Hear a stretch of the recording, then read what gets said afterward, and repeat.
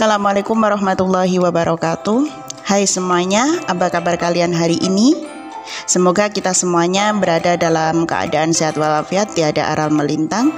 Walaupun kita berada dalam pandemi COVID-19 seperti ini, kita bisa menjalankan seluruh aktivitas kita dengan sebaik mungkin. Amin ya robbal alamin. Dan untuk pertemuan pertama kali ini nanti akan saya kasih kalian kontrak pembelajaran bahasa Inggris selama 1 semester itu seperti apa. Ini nanti akan saya kasih kalian kontrak perkuliahan dan juga sedikit materi tentang bahasa Inggris itu seperti apa. Dan di sini saya selaku pengajar mata kuliah kalian, yaitu mata kuliah English Language atau bahasa Inggris pada prodi MTI Manajemen Pendidikan Islam, Islamic Education Management, Teacher Training and Education Faculty, IAIN Ponorogo 2021. Jadi ini nanti selama 1 semester kita belajar bersama dalam bahasa Inggris. At first, I will introduce myself. My full name is Nur Ainisha. And then this is my curriculum vitae. Ini adalah curriculum vitae saya. Mulai dari yang pertama adalah based on education, my education, pendidikan saya. I have studied at elementary school at 1998 Truneng Selong Ponorogo. Jadi saya untuk sekolah dasarnya itu dari Truneng Selong Ponorogo pada tahun 1998. And then in MTS Ma'arif Al-Islah I have studied Junior High School, SMP-nya di MTS Al-Islah. And then Senior High School from Al-Islam jurusan 2004. Kemudian undergraduate S1 saya itu dari UIN Malang pada tahun 2008. Saya mengambil jurusan English Department, jurusan sastra, bahasa dan sastra Inggris. Kemudian pada tahun 2017 saya mengambil S2 atau postgraduate-nya dari Universitas 11 Maret Surakarta Solo ya. Dan ini saya mengambil linguistik. That is about my education. Then about my teaching experience, kemudian mengenai pengalaman mengajar saya, alhamdulillah Allah have given me the opportunities to teach at 4 levels of education. Jadi alhamdulillahnya Allah itu telah memberikan saya kesempatan mengajar di 4 jenjang pendidikan, from elementary, junior, senior, and then at university. Jadi alhamdulillah saya pernah mengajar di 4 jenjang. Jenjang yang pertama itu adalah di elementary school at 2011 until 2015. Kemudian junior high school 2008 until now, then senior high school SMA 2009 until 2011. Kemudian I also ever to be lecture assistant ASDOS 2008, dan yang terakhir ini as the lecturer at this university 2018 until now. Alhamdulillah Allah telah memberikan saya 4 kesempatan dalam mengajar anak-anak. Jadi saya pernah mengajar di SD, SMP, SMA, bahkan di kampus seperti ini. Ini merupakan pengalaman yang sangat luar biasa bagi saya. Next, my address, alamat saya. I live in Perum Puspa Asri, Pelalangan Jenangan, number H22. Itu rumah saya, yaitu di Perumahan Puspa Asri, Pelalangan Jenangan, nomor 22, H22. Kalau berdasarkan KTP-nya itu berasal dari Karanggebang, Jedes, Ponorogo. About my hobby is reading novel and also ELT researchers. Then my phone number is 08564998880. And then about my email is nurainisa2021@gmail.com. Itu tentang alamat saya, hobi, nomor telepon, dan juga email saya. That's my curriculum vitae. Itu tentang curriculum vitae saya yang saya jelaskan secara sekilas saja. Sekarang kita lanjutkan mengenai kontrak perkuliahan. Yang kedua tentang objectives. Jadi apa aja tujuan dari mempelajari bahasa Inggris itu? Tujuannya adalah the student be able to understand. Jadi harapannya siswa itu bisa memahami apa? Integrated skill, adanya kemampuan terintegrasi between macro and micro skill with the practice. Jadi harapannya kalian semuanya itu bisa memahami kemampuan, baik itu kemampuan mikro sama mikro. Mikro itu seperti apa? Mikro itu adalah kemampuan yang harus dipahami oleh siswa secara garis besarnya. Seperti kalian bisa memahami 4 kemampuan atau 4 skill. Skill apa aja? Yang pertama adalah speaking, berbicara, listening, mendengarkan, reading, membaca, dan yang terakhir adalah writing, menulis. Sedangkan mikro itu adalah kemampuan dalam lingkup yang kecil, seperti grammar, spelling, ejaan, dan juga vocabularies ataupun kosakata. Nah, di sini tujuan dari mempelajari bahasa Inggris itu kalian bisa memahami 2 hal, baik itu secara makro maupun secara mikro. Next, this is our concept maps. Ini adalah peta konsep kita. Jadi di sini yang pertama ini yang tengah itu adalah bahasa Inggris. Di bawahnya ada integrated skill, kemampuan yang terintegrasi. Di samping kiri itu ada micro skill, kemampuan secara garis besar ya kayak tadi ya. Ada listening, ada speaking, ada reading sama writing. Kemudian di sebelah kanannya ada mikronya, ada grammar, spelling, vocabulary. Jadi tengahnya sini sebagai bahasa Inggris itu kalian nanti akan memahami kemampuan baik secara mikro ataupun secara mikro. Karena apa seperti itu? Karena bahasa Inggris itu kita nggak hanya mempelajari dalam satu aspek saja. Umpama di dalam reading ya, ketika kalian membaca sebuah teks, di dalam teks tersebut pasti ada yang namanya grammar, pasti ada yang namanya vocabularies, pasti juga ada yang namanya spelling. Jadi kalian nanti mempelajarinya nggak hanya pada satu titik saja atau pada satu kemampuan saja, tapi itu nanti akan terintegrasi baik itu dari kemampuan segi mikronya ataupun makronya.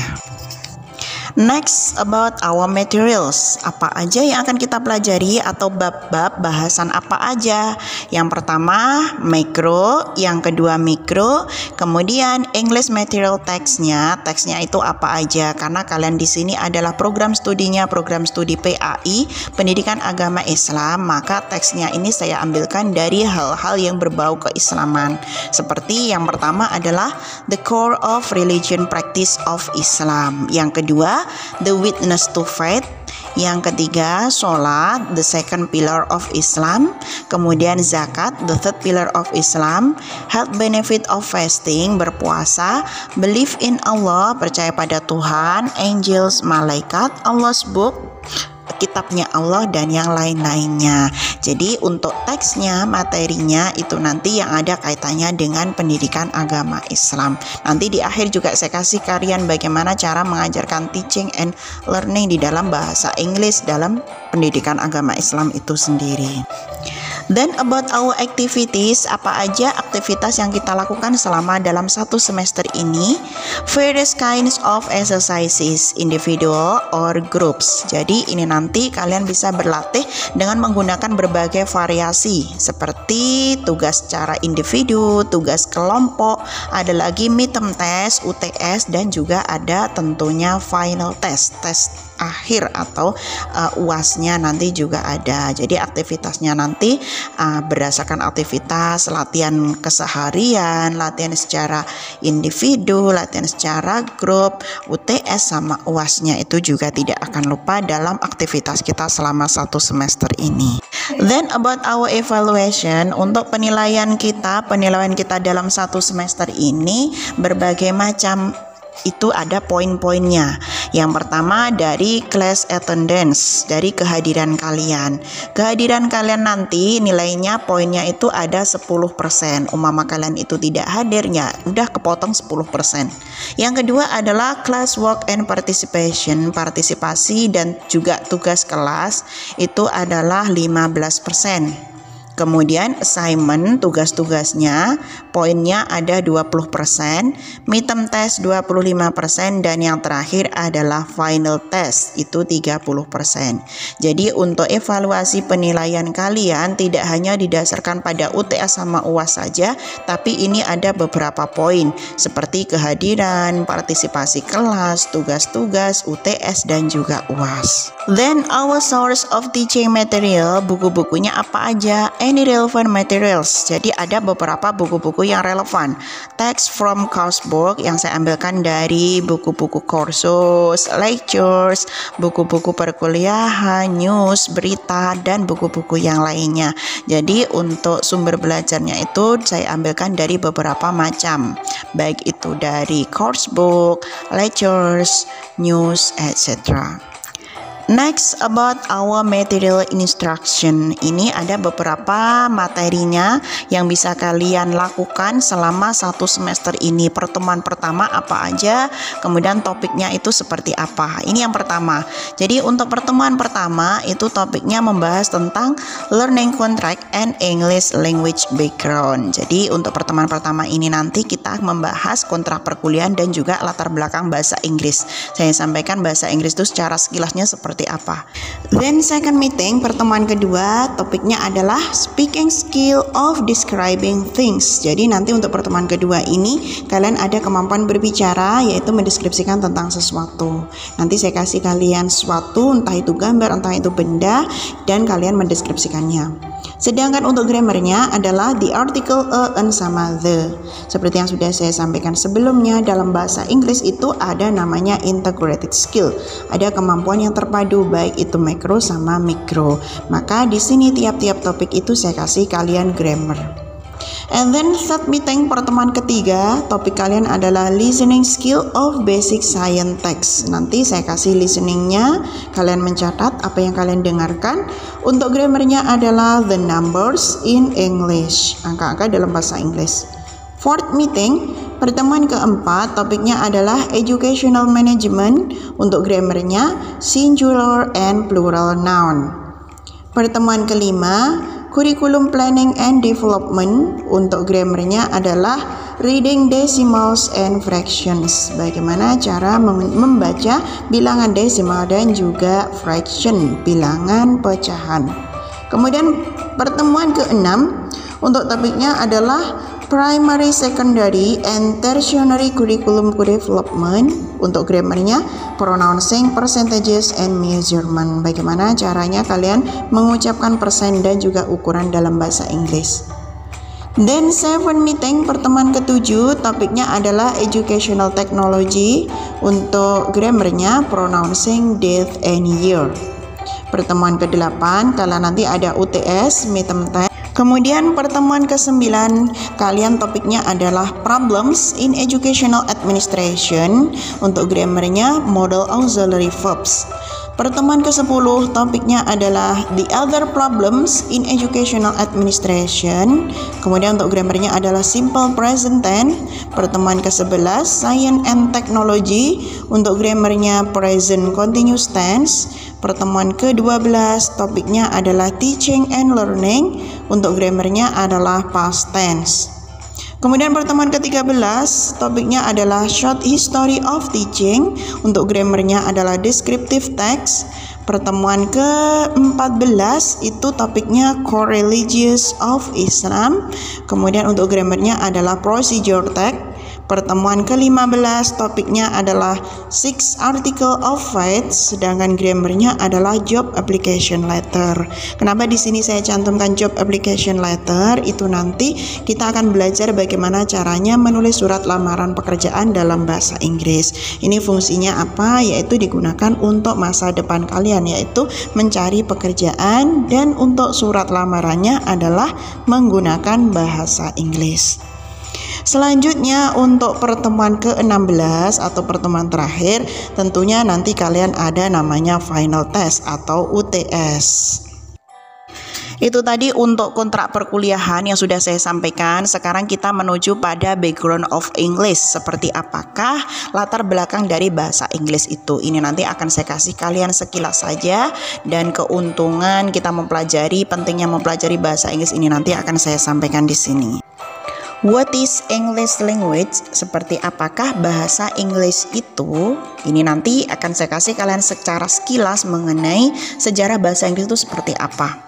The term English is derived from English, one of the three Germanic tribes that invade England during the 5th century. Jadi untuk sejarah bahasa Inggris itu sebenarnya dimulai dengan kedatangan 3 suku Jerman yang menyerang Inggris pada abad ke-5 Masehi. Nah, suku-sukunya apa aja? Suku Anglo, Saxon, Jutes. Mereka menyeberangi Laut Utara yang sekarang namanya Denmark dan Jerman Utara. Jadi pada awalnya bahasa Inggris itu berasal dari suku ini, dari 3 suku Jerman ini. Maka di sini ada the English berasal dari England, yang mereka menyebutnya dari Englik, dari mana kata English dan bahasa Inggris itu berasal. Itu secara singkatnya seperti itu. Then today's English, kemudian seperti apakah bahasa Inggris sekarang? Kita semuanya sudah tahu ya bahwasanya bahasa Inggris itu adalah bahasa internasional. Karena di sini adalah bahasa internasional, kita lihat bersama-sama. There are now estimated to be 1.5 billion English speakers globally. Jadi sekarang ini diperkirakan ada 1,5 miliar penutur bahasa Inggris secara global. Wah, banyak sekali ya. 375 million who speak English as their first language. Jadi ada 375 juta yang berbicara bahasa Inggris sebagai bahasa pertama mereka. Wah, ini luar biasa.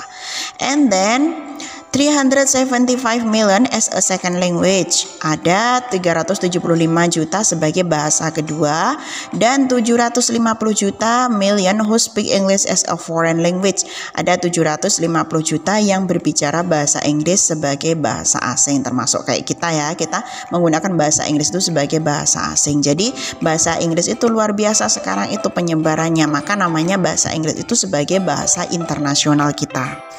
Then varieties of English, variasi di dalam bahasa Inggris itu, bahasa Inggris apa aja? Kalau kita yang sering kita mendengar, sering kita mempelajari itu kan ada Englishnya British sama Englishnya Amerika kayak gitu kan. Ternyata variasinya itu banyak sekali, ada seperti African American, Vernacular English, American, British, Canadian, Caribbean, Chicago, Chinese, English, Indian, Irish, Nigerian, Singapore, dan yang lainnya. Itu variasi-variasi dalam bahasa Inggris itu banyak sekali.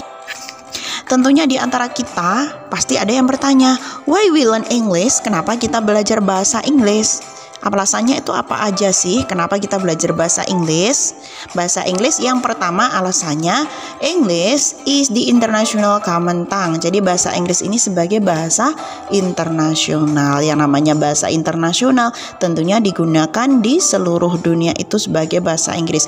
Ada yang menggunakan bahasa Inggris sebagai first language, bahasa pertama. Ada yang bahasa yang kedua, second language, dan juga ada yang bahasa Inggris sebagai foreign language, bahasa asing.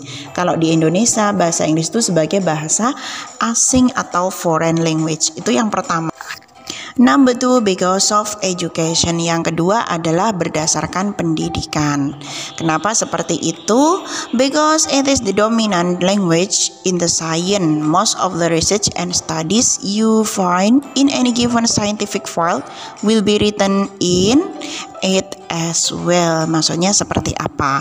Karena seperti kita ketahui ya, dalam dunia pendidikan banyak juga referensi, buku-buku itu kebanyakan juga ditulis di dalam bahasa Inggris. Kalau kita itu tidak bisa mempelajari bahasa Inggris, kita tidak belajar bahasa Inggris dengan baik, maka kita juga akan ketinggalan informasi-informasi dan juga referensi buku-buku yang dominan buku-buku tersebut ditulis di dalam bahasa Inggris.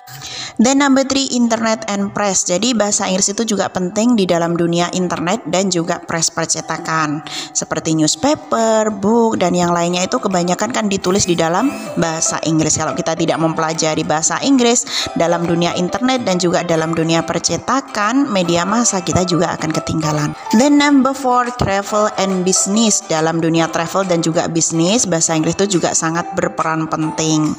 Maka ketika kalian itu dalam dunia travel sama bisnis tidak mempelajari bahasa Inggris, kita nanti juga akan ketinggalan. Terutama sekarang itu era globalisasi, nanti adanya pasar bebas ya. Pasar bebas itu semuanya itu menggunakan bahasa Inggris sebagai bahasa internasional. Makanya bahasa Inggris itu penting bagi kalian, dan sebaiknya kita semuanya mempelajari bahasa Inggris itu dengan sebaik mungkin. Nah, itu tadi untuk pertemuan pertama learning kontrak kita dan juga something at glance about English, suatu sekilas cara tentang bahasa Inggris dan juga pentingnya kita mempelajari bahasa Inggris. Semoga ini bermanfaat untuk kalian semuanya, and then we will continue on the next meeting, pertemuan kedua, dan seterusnya nanti saya akan berikan materi kalian juga. Assalamualaikum warahmatullahi wabarakatuh. See you, bye bye.